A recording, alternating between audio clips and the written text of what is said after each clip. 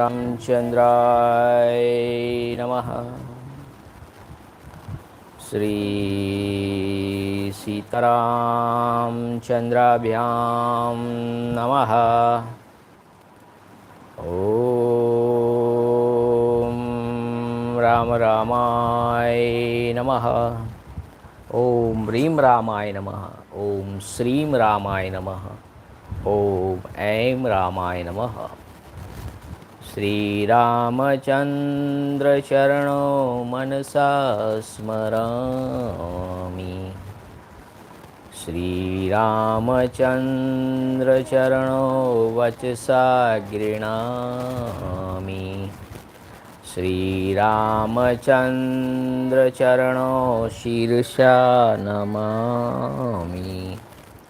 श्री रामचंद्र चरणो शरणं प्रपद्ये। नमस्कार वडीलों मित्रों, मैं ठक्कर आशीष आपका Shrimad Valmiki Ramayan original Shri Ram Katha publish by Gita Press Gorakhpur, narrated by Valmiki Rishi, the glory of Bhagwan Shri Ram. जय श्री राम, जय जय श्री राम। आपका हार्दिक स्वागत करता हूँ। My Elder brothers, sisters, young one and children, Hindi एवं इंग्लिश दोनों में ये रामायण चल रही है एक साथ। 149 नंबर का एपिसोड है। अब तक के सारे एपिसोड की लिंक डिस्क्रिप्शन में दी जा चुकी है, तो अवश्य देखें, लाइक करें, शेयर करें और इस चैनल को सब्सक्राइब करना मत भूलिए। हमारे देश में जब अंग्रेज थे और गांधी जी का सत्याग्रह, अहिंसक आंदोलन चल रहा था, तो करीबन 30-40 साल वो इतना लंबा अहिंसा का आंदोलन चला, फिर भी अंग्रेज नहीं गए। पर जब सुभाष चंद्र बोस ने सबको खड़ा किया कि आप अंग्रेज़ों को, हमारी नेवी, इंडियन नेवी ने भी बगावत कर दी, भारत के सभी लोगों ने लठ उठा ली, तब अंग्रेज़ों को डर लगा, भय लगा कि हम यहाँ से भाग जाए, तभी हमें आज़ादी मिली, ऐसा हम सोचते हैं। और मुग़ल काल में भी हमारी जो इतनी सारी संख्या थी, और वो कुछ 1000, 2000, 3000 आए थे और शासन कर रहे थे। अगर वो नरसंहार करते जाएंगे तो सारे हिंदू लोग विरोध करेंगे। उसी डर से उन्होंने ये नहीं कर सके, और वो सोचते हमने इतना शासन किया। तो ये समझने वाली बात है कि क्यों सारे हिंदू ही रहे, क्यों नहीं बदल गए। क्योंकि वो संख्या का बल जो है, जिससे अंग्रेज भी भाग गए और हम आज़ाद भी हो गए, और आज हम 100 करोड़ के करीब 1 अरब हिंदू है, पूरी दुनिया में फैले हुए हैं। अमेरिका हो, जापान हो, इंडोनेशिया हो, रशिया हो, सभी जगह हिंदू फैले हुए, सनातन धर्म के लोग फैले हुए हैं। सबको, जो हमारे सुरवीर महाराणा प्रताप, शिवाजी, सब ने, उनकी माताओं ने महाभारत और रामायण की शिक्षा दी, उनकी वार्ताएं, उनकी कथाएं सुनाई, तभी वो वीर बने। तो हमारे बेटे बेटियां भी ऐसे ही वीर बने, इसीलिए हमें ये कथा उन्हें भी सुनानी है, हमें हमारी संस्कृति नहीं भूलनी है। तो शुरू करते हैं आज का एपिसोड 149 अरण्यकांड, और 32वां सर्ग लेके श्री राम प्रभु का नाम। जय श्री राम। ये कथा परम पुण्य पावनकारी है, हजारों जन्मों के दुख कष्ट को करने वाली है और पाप का नाश करने वाली है, और दुनिया का एकमात्र ऐसा ग्रंथ है जिसमें लिखा है, जिससे हम समझ सकते हैं कि आपके माँ बाप ही आपके भगवान हैं। ऐसा दुनिया का और कौन सा ग्रंथ है जिससे ये हमें प्रेरणा मिलती है? आप मुझे बता दीजिए, अगर है तो बताइए किस ग्रंथ में लिखा है। और किस ग्रंथ से ऐसी प्रेरणा मिलती है?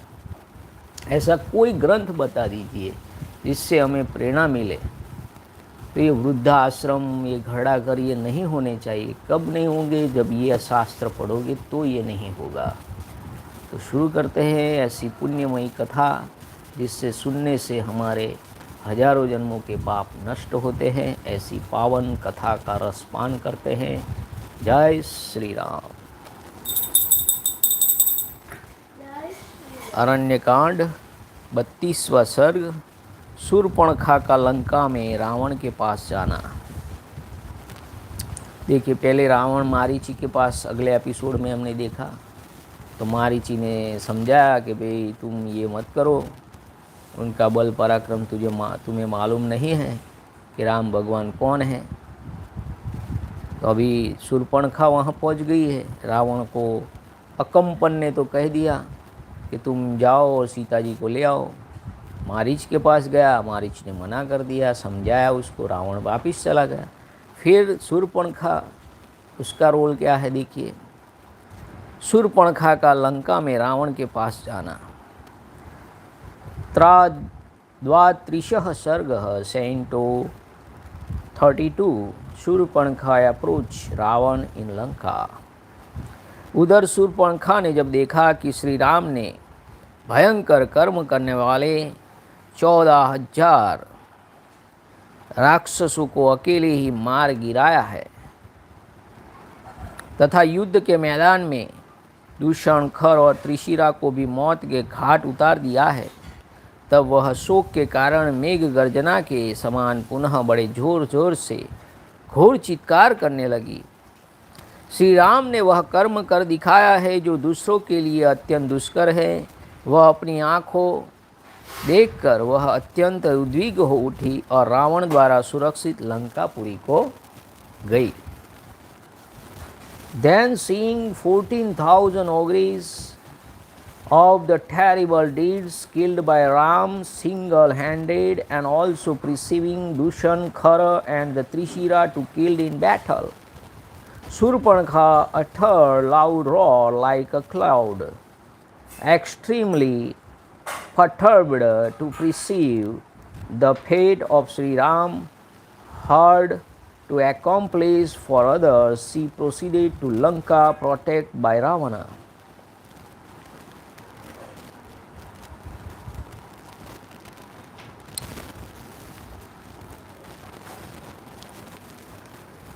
वहाँ पहुँचकर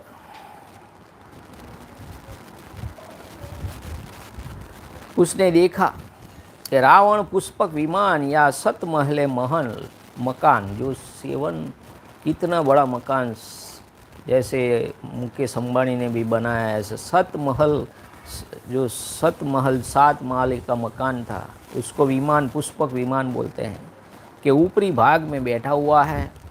उसका राजोति तेज उद्दीप्त हो रहा है तथा मरुद गणों से घिरे हुए इंद्र की भांति वह आसपास बैठे हुए मंत्रियों से घिरा हुआ है।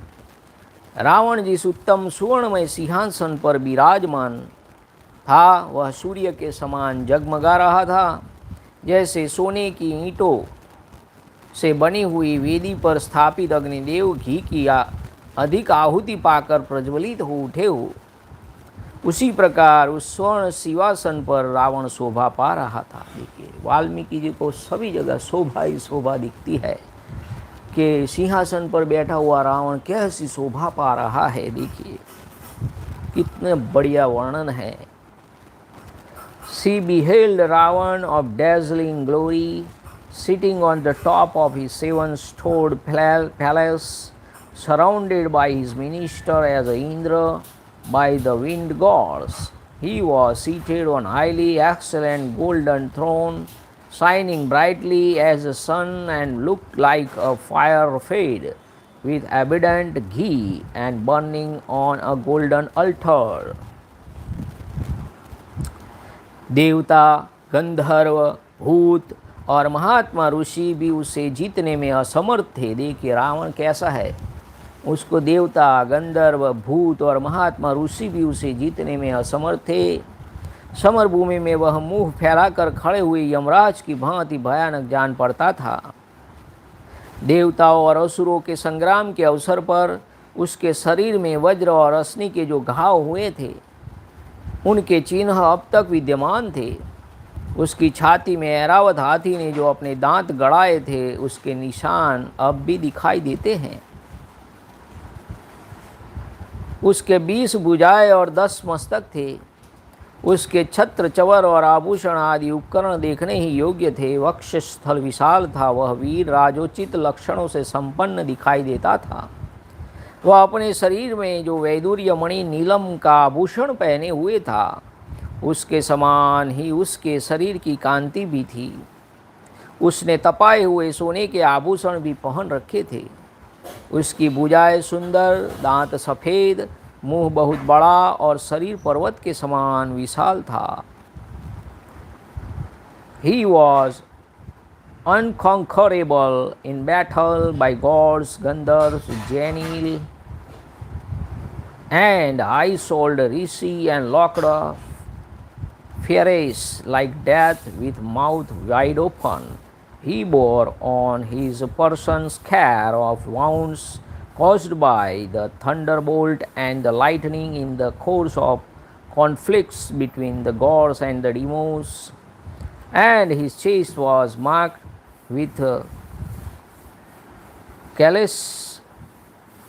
callocyte resulting from abrasions caused by the tusk of the Airavat. The hero had 20 arms, 10 heads, attractive royal paraphernalia, a broad chest, and was distinguished by bodily mark found on the person of a king. He wore the hue of Vaidurya, cat's eye jewel. Fastened on the person was adorned with ornaments of refined gold, had shapely arms, white teeth, an enormous mouth, and looked like a mountain.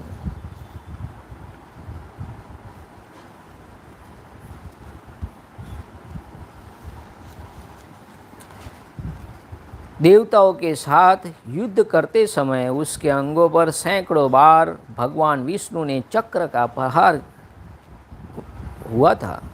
भगवान विष्णु देवताओं के साथ युद्ध करते समय उसके अंगों पर सैकड़ों बार भगवान विष्णु के चक्र का प्रहार हुआ था। बड़े बड़े युद्धों में अन्य अस्त्र शस्त्रों की भी उस पर भारी मार पड़ी थी। उन सब के चिन्ह वहाँ दृष्टिगोचर होते थे। He was struck hundreds of times during the wars with the gods with the blow of Vishnu discus, as also with the stroke of the other weapons in great conflicts. देवताओं के समस्त आयुधों के प्रहार से भी जो खंडित न हो सके थे, उन्हीं अंगों से वह अक्षोभ्य समुद्रों को भी क्षोभ यानी कि हलचल पैदा कर सकता है। वह सभी कार्य बड़ी शीघ्रता से करता था। With all his limbs that could not be injured even with the weapons of gods, he churned up the seas which could not be churned up by others, and was prompt in action. पर्वत शिखरों को भी तोड़कर फेंक देता था, देवताओं को भी रौंद डालता था। धर्म की तो वह जड़ ही काट देता था और पराई स्त्री के सतीत्व का नाश करने वाला था। देखिए, रावण की सबसे बड़ी बुराई जो पराई स्त्री का सतीत्व नाश करने वाला था, ये रावण की सबसे बड़ी बुराई थी।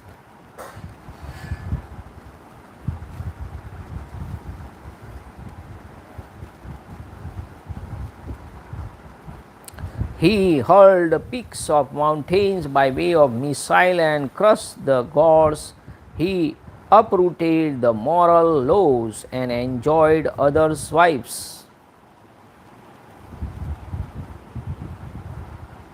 वह सब प्रकार के दिव्यास्त्रों का प्रयोग करने वाला और सदा यज्ञ में विघ्न डालने वाला था। एक समय पाताल की भोगवती पुरी में जाकर नागराज वासुकी को परास्त करके तक्षक को भी हराकर उसकी प्यारी पत्नी को वह हर लाया था। इसी तरह कैलाश पर्वत पर जाकर कुबेर को युद्ध में पराजित करके उनसे उनके इच्छानुसार चलने वाले पुष्पक विमान को भी अपने अधिकार में कर लिया था।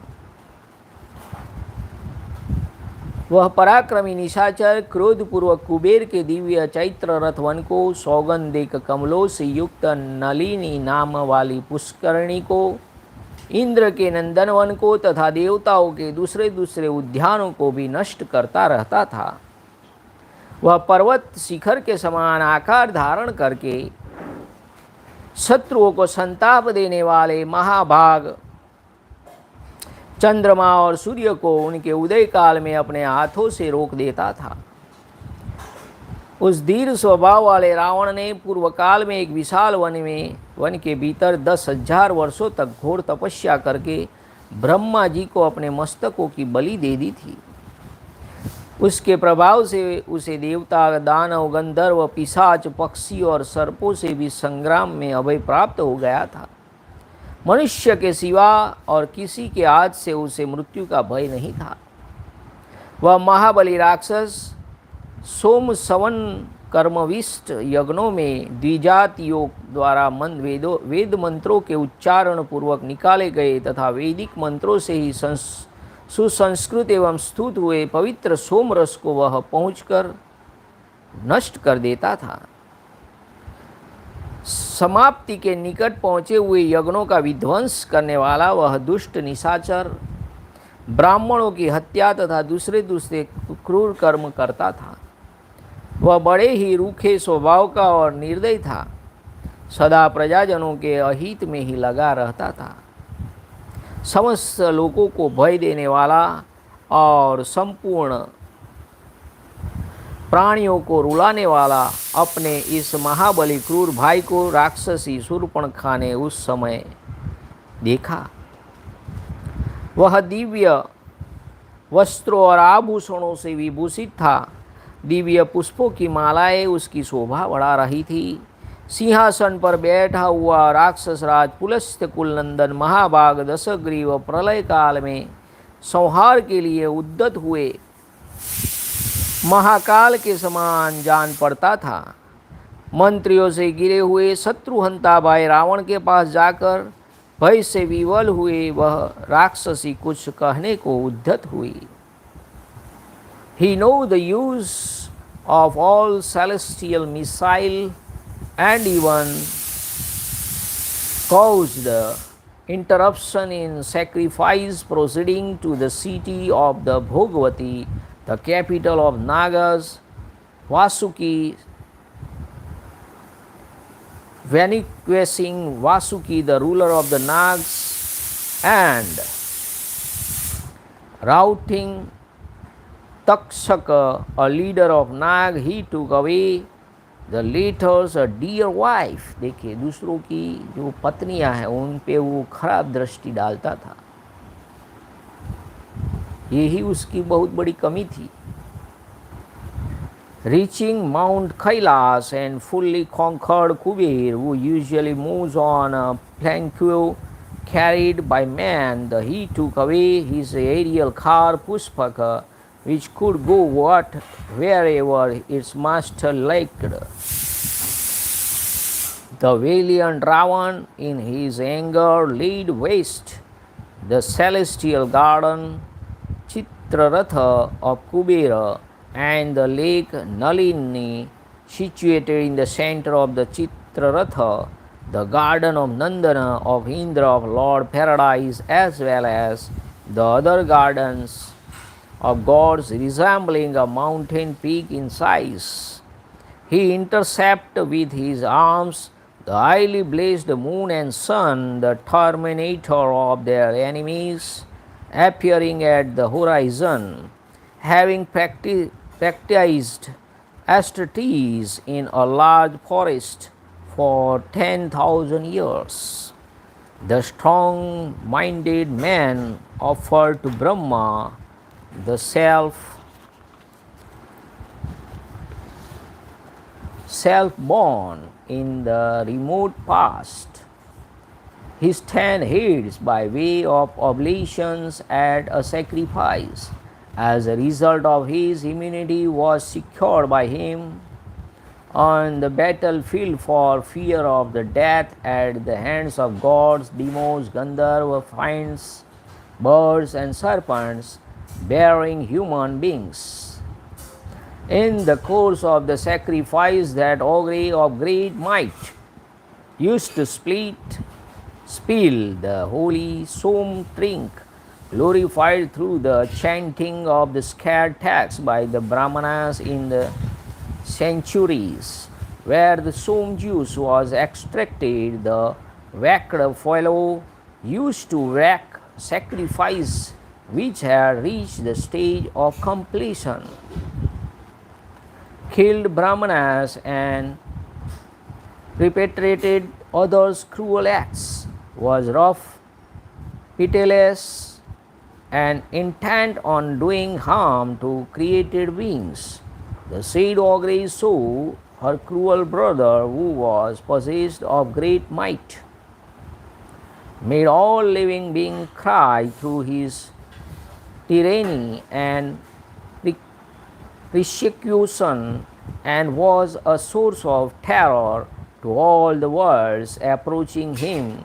The celebrated and highly blessed Ravana, the ruler of the ogres, the delight of the race of Rakshasa, the season of the Palatsya, and the slayer of enemies, who was comfortably seated on his throne in a celestial robe adorned with celestial jewels and decked with heavenly garlands, looked like a Kal, the all-destroying time spirit activities at the time of universal dissolution, and was surrounded by his counselors, the ogres. Surpankha, who was overpowered with fear, proceeded to speak as follows.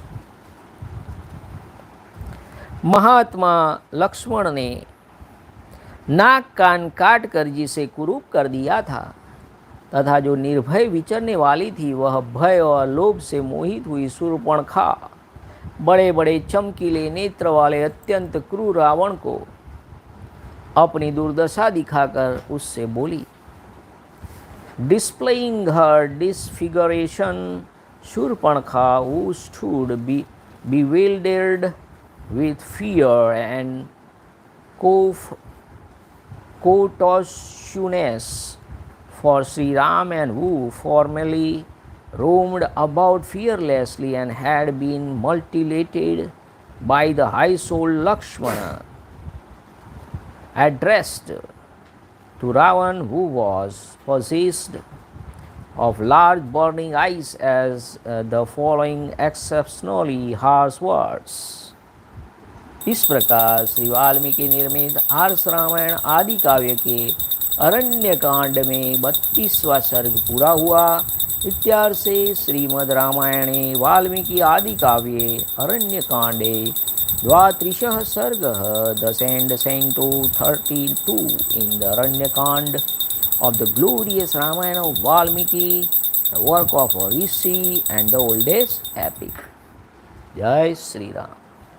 अब 33वां सर्ग बहुत छोटा सर्ग है, बहुत ही छोटा सर्ग है. शूर्पणखा का रावण को फटकारना. त्रयस्त्रीशः सर्गः. Canto 33 Shurpanakha twist Ravana. अकम्पन ने तो रावण को पूरी तरह नहीं समझा पाया. अब शूर्पणखा कैसे फटकारती है उसको.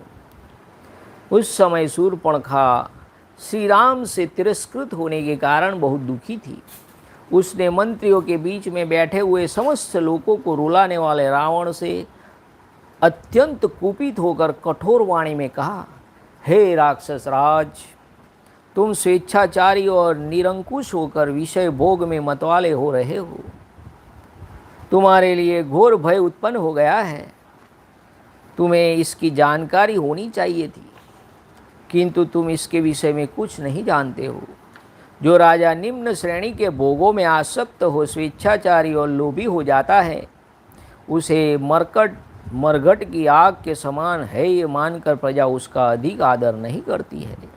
जो राजा ठीक समय पर स्वयं ही अपने कार्यों का संपादन नहीं करता है, वह राज्य और उन कार्यों के साथ ही नष्ट हो जाता है। जो राजा का कर्तव्य बता रही है शूर्पणखा, डर तो उसको खुद है, उसके नाक कान उसके कट गए हैं, पर वो तो कुछ कर नहीं सकती। तो रावण को ये समझा रही है कि तुम्हारा क्या कर्तव्य है, देखो। जो राज्य की देखभाल के लिए गुप्तचरों को नियुक्त नहीं करता है, प्रजाजनों को जिसका दर्शन दुर्लभ हो जाता है और कामिनी आदि भोगों में आसक्त होने के कारण अपनी स्वाधीनता खो बैठता है, ऐसे राजा को प्रजा दूर से ही त्याग देती है। ठीक उसी तरह जैसे हाथी नदी की कीचड़ से दूर ही रहते हैं, जो नरेश अपने राज्य के उस प्रांत की जो अपनी ही असावधानी के कारण दूसरों के अधिकार में चला गया है, रक्षा नहीं करते, उसे पुनः अपने अधिकार में नहीं लाते, वे समुद्र में डूबे हुए पर्वतों की भांति अपने अभ्युदय से प्रकाशित नहीं होते हैं।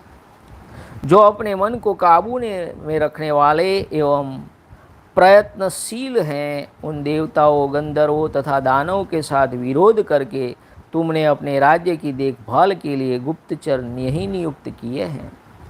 ऐसी दशा में तुम जैसे विषय लोलुप चपल पुरुष कैसे राजा बना रह सकता है।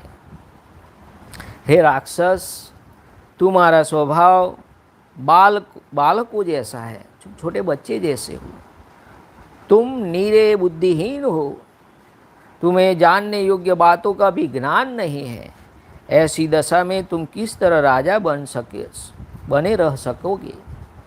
विजय वीरों में श्रेष्ठ निशाचर पते, जिन नरेशों के गुप्तचर, कोष और नीति ये सब अपने अधीन नहीं हैं, वे साधारण लोगों के ही समान हैं। गुप्तचरों की सहायता से राजा लोग दूर दूर के सारे कार्यों की देखभाल करते हैं, इसलिए वे दीर्घदर्शी या दूरदर्शी कहलाते हैं। मैं समझती हूँ तुम गवार मंत्रियों से घिरे हुए हो, तभी तो तुमने अपने राज्य के भीतर गुप्तचर नहीं तैनात किए हैं। तुम्हारे स्वजन मारे गए। अभी देखिए मेन पॉइंट अभी आया है, देखिए तुम्हारे स्वजन मारे गए। कौन? खर, दूषण, त्रिशिरा, 14,000 राक्षस, ये सब मारे गए और जनस्थान उजाड़ गया है, फिर भी तुम्हें इसका पता भी नहीं।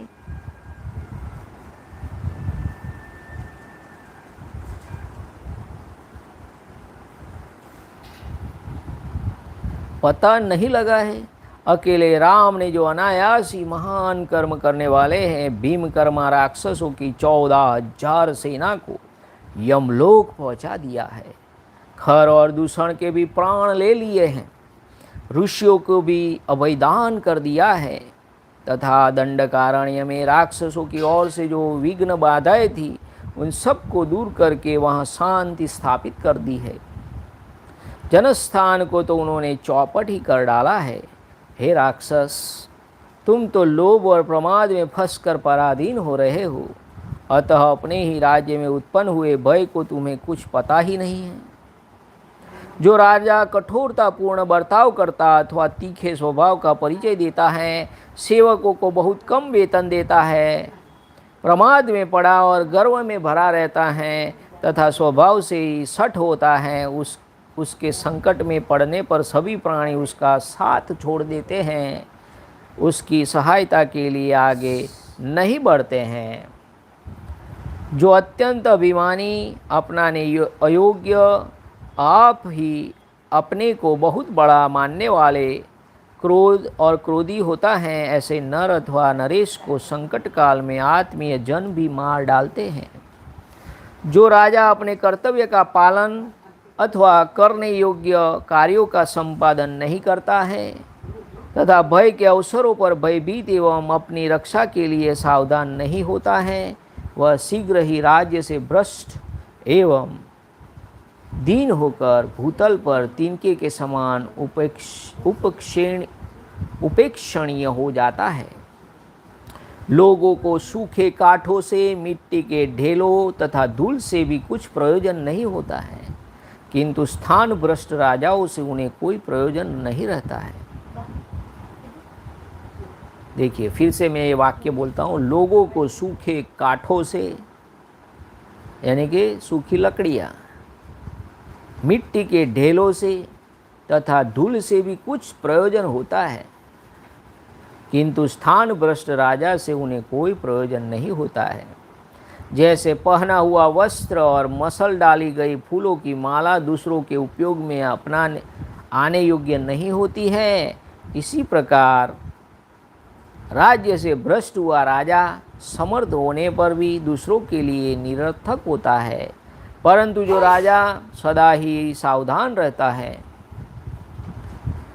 और राज्य के समस्त कार्यों की जानकारी रखता है, इंद्रियों को वश में किए रहता है, कृतज्ञ है, दूसरे के उपकार को मानने वाला होता है तथा स्वभाव से ही धर्मपरायण होता है, वह राजा बहुत दिनों तक राज्य करता है।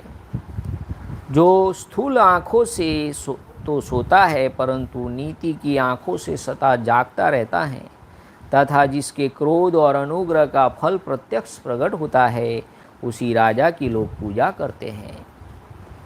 रावण, तुम्हारी बुद्धि दूषित है और तुम इन सभी राजोचित गुणों से वंचित हो गए हो, क्योंकि तुम्हें अब तक गुप्तचरों की सहायता से राक्षसों के इस महान संहार का समाचार ज्ञात नहीं हो सका था।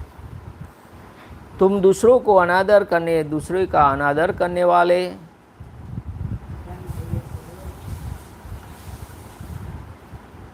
विषयासक्त और देश काल के विभाग को यथार्थ रूप से न जानने वाले हो। तुमने गुण और दोष के विचार एवं निश्चय में कभी अपनी बुद्धि को नहीं लगाया है, अतः तुम्हारा राज्य शीघ्र ही नष्ट हो जाएगा और तुम स्वयं भी भारी विपत्ति में पड़ जाओगे। शूर्पणखा के द्वारा कहे गए अपने दोषों पर बुद्धिपूर्वक विचार करके धन, अभिमान और बल से संपन्न वह निशाचर रावण बहुत देर तक सोच विचार कर चिंता में पड़ा रहा। Getting highly enraged, the afflicted Surpankha then addressed the following harsh word to Ravana, who made people cry by his tyranny and operations in the midst of the minister, his minister. Being strongly attached to the sense enjoyment, licentious and unbridled, you do not perceive the fright danger that has cropped up and which ought to be perceived. The people do not hold in high esteem a rapacious monarch attached to vulgar sense enjoyments and acting according to his will any more than the fire in a ceremonitorium. The monarch who does not personally attend to his affairs gets ruined without doubt, along with his kingdom as well as those affairs. People shun from a distance the king who has not appointed spies. गुप्तचर को spice बोलते हैं. Is difficult to behold, for he is subject and is not self-dependent, even as elephants shun the mud in a river.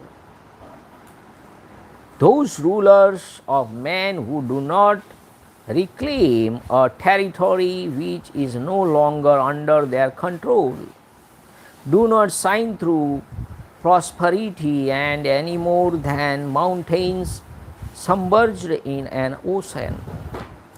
Having entered into a conflict with gods, Gandharva and demons, who were master of all of their self, and having not appointed spies, how can you hope to continue as a king, fickle as you are?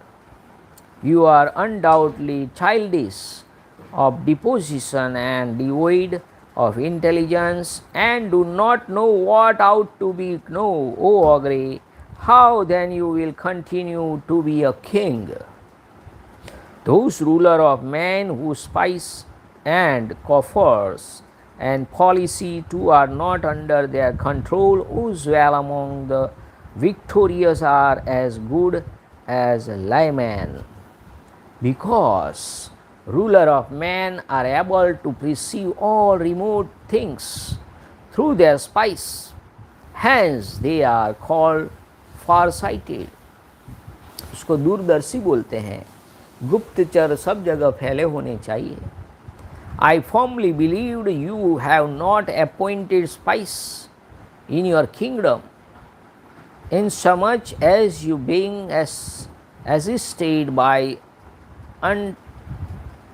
untutored counselors do not know of your own people having been killed and the area inhabited by them devastated.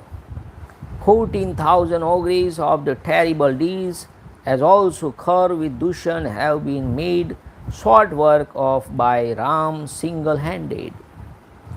An assurance of safety has been vouchsafed of Rishi, the seer of Vedic mantras.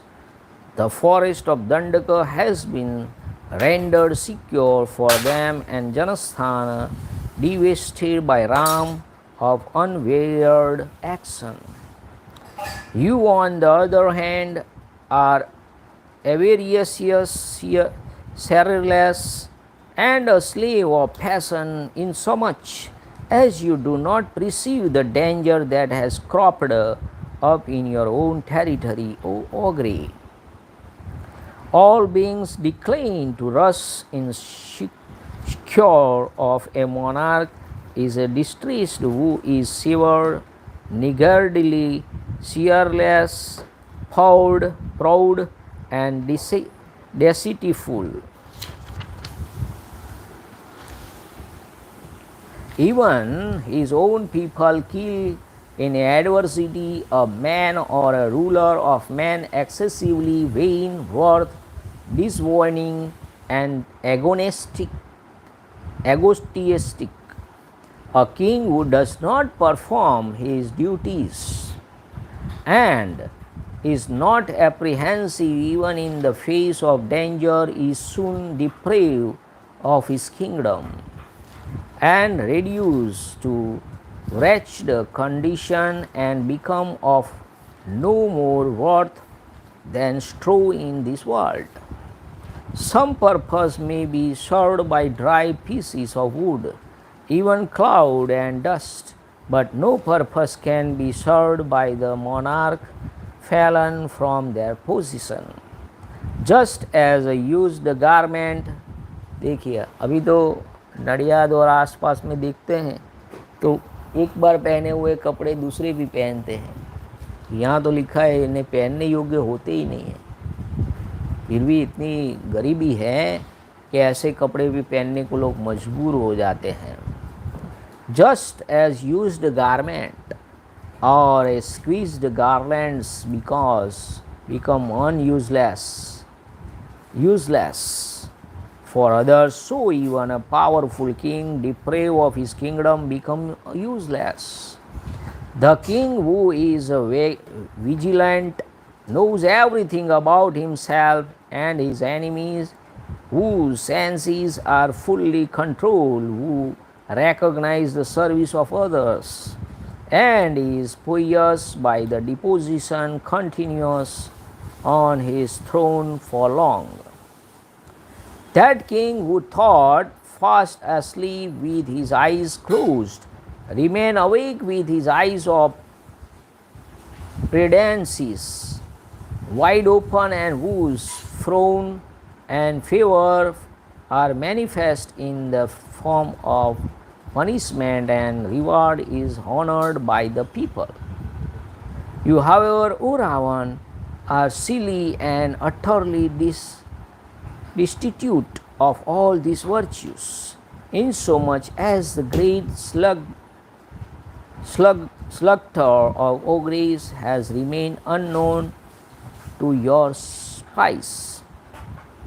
Showing disrespect to others, full of attachment to the pleasure of sense, not knowing in reality the right division of time and place, and having never applied your mind to the task of determining the merits and demerits of a thing or proposition, you will find your sovereignty and degraded, and pretty soon, examining with his mind his own weakness recounted by her.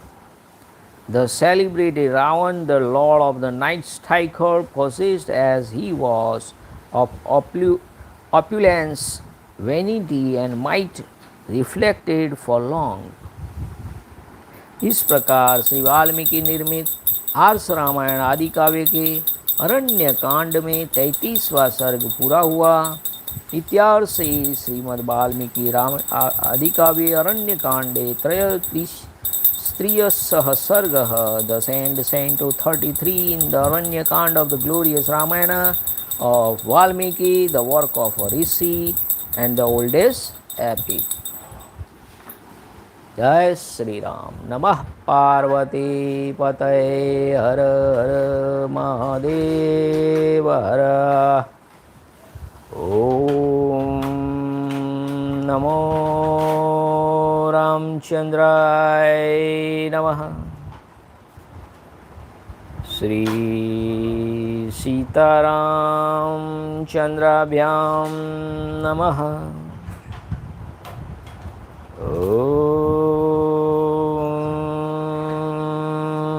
Ram रामाय नमः।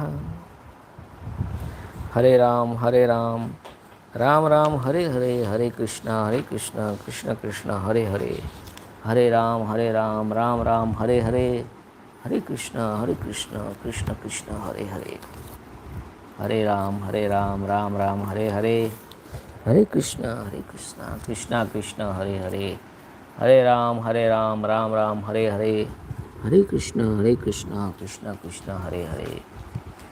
सिया राम जय जय राम, सिया राम जय जय सिया राम, सिया राम जय जय राम, सिया राम जय जय सिया राम। रघुपति राघव राजा राम, पतित पावन सीताराम। श्री राम जय जय राम, श्री राम जय जय राम, श्री राम जय जय राम, श्री राम जय जय राम, श्री राम जय जय राम, श्री राम जय जय राम, श्री राम जय जय राम, श्री राम जय जय राम, श्री राम जय जय राम, श्री राम जय जय राम। जय श्री राम, जय Shri Ram. Thanks for watching. Like, share and subscribe. Thank you. जय श्री राम, जय महाराज।